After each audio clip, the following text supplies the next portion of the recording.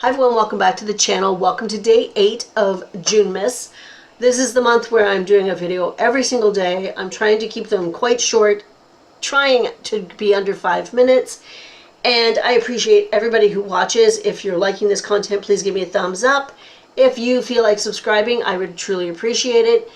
But let's get going. Today we are talking about the brands that I no longer pick up and the reasons why. So we're going to start off with the brands that I just never pick up, like Shein and Forever 21, Old Navy, George, those type of items. They just have a very low resale value, or you're Shein and I just don't like you. But I just won't pick them up at the thrift store. I pick up a lot of Old Navy at the thrift store for me to wear. And sometimes if Old Navy is new tags, I might consider it, depending on where I'm getting it from. The brands that used to be great sellers that just no longer are, so I'm not picking them up at the moment, but I will always keep my eye on the brand just in case it surges again. Brands like White House Black Market, Lucky Brand, women only though. I will still pick it up once in a while, but Lucky Brand women does not sell for me. Lucky Brand men's does though, so that's an interesting thing.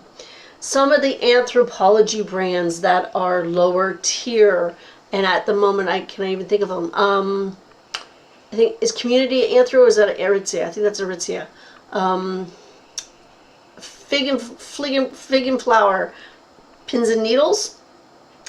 There's a few more, but I don't pick them up all the time. Some Aritzia brands I no longer pick up because of the same reason, and these are brands that are, if the thrift stores know, they mark them up and there's no wiggle room left. I no longer pick up Tommy Hilfiger or Calvin Klein because they just don't sell for me. One of the other two brands that we're going to talk about, it might surprise you actually, and the reason I don't pick them up is, number one, thrift stores mark them way high and there is no room for what I can sell them for what I have to pay for them. So those are Torrid and Lululemon. And Torrid, I love Torrid. Torrid's still one of my best-selling brands, but I have to watch where I buy it from. I gotta watch the style, whether it's an older style or a newer style, because the thrift stores mark them up.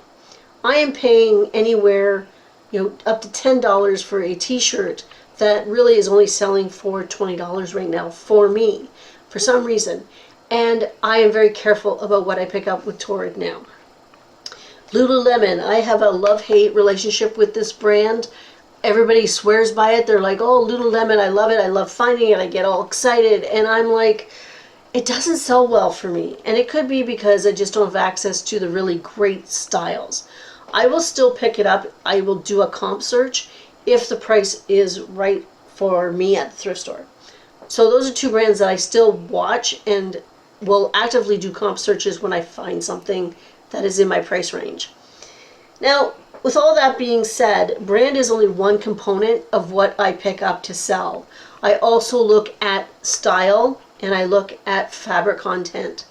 So things like 100% cashmere or 100% linen, silk, those fabrics sell well, and they're more reliant on the fabric content and the style of the garment as opposed to the brand. So any of these brands that I've talked about, if I find something that has cashmere or linen or whatever, then I would definitely consider picking it up. Yeah. So those are the brands that I wanted to talk to you about. I will always keep my eye on any brands. I change my mind all the time because the sales change. What was selling really well when I began reselling 3 years ago is not selling well now. And I've noticed that it evolves and it changes, and things will come back in style, brands will come back. So always keep an open mind when you're looking for your inventory. And that's it. Short and sweet and to the point is what I'm aiming for. And that was Wednesday, June 8th. We are going and going and going here. Until next time, which is probably tomorrow, have a good day. Bye, guys.